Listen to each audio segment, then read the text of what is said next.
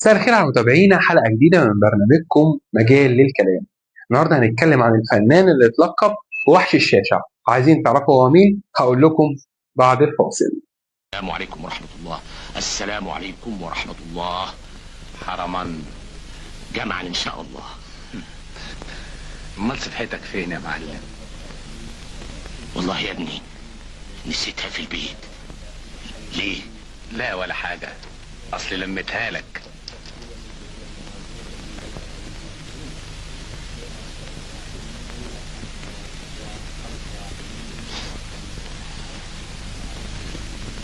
نويت أصلي ركعتين لله. الله أكبر. لا لا لا، ده انا عاملها قبل منك. قرأ يا خميس. مش ده المكان نتحاسب فيه؟ تعال معايا بره. النهارده هنتكلم عن الفنان فريد شوقي. اتولد في حي السيدة زينب 27 يوليو 1927. من هو صغير كان بيحب التمثيل قوي، لدرجة إن هو كان بيحب يقف قدام المراية عشان يقلد الممثلين.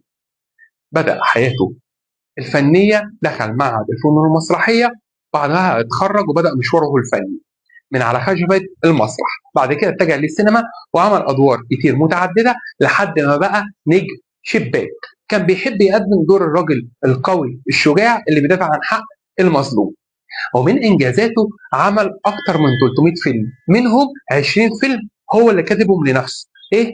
يعني هو ما كانش ممثل بس، أيوه ده كمان كان بيكتب قصص الأفلام لنفسه عشان كان عايز يقدم فن ناجح وهادف. وكان طول عمره يحب يركز على شخصية الرجل القوي الشجاع اللي يدافع عن حق المظلوم. اشتغل مع فنانين كبار جدا زي عبد الحليم حافظ، هند رستم، اسماعيل ياسين.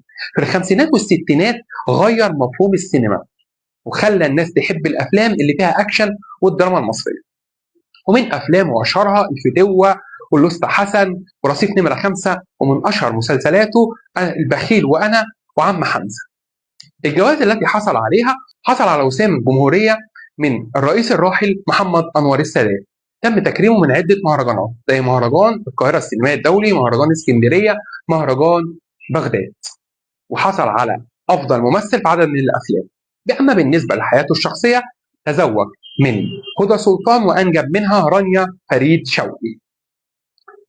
رحل عن عالمنا وليس عن الذاكره عن عمر 77 سنه 27 يوليو 1998، تاركا لنا مجموعه كبيره من الافلام لغايه النهارده بنشوفها ونستمتع بيها.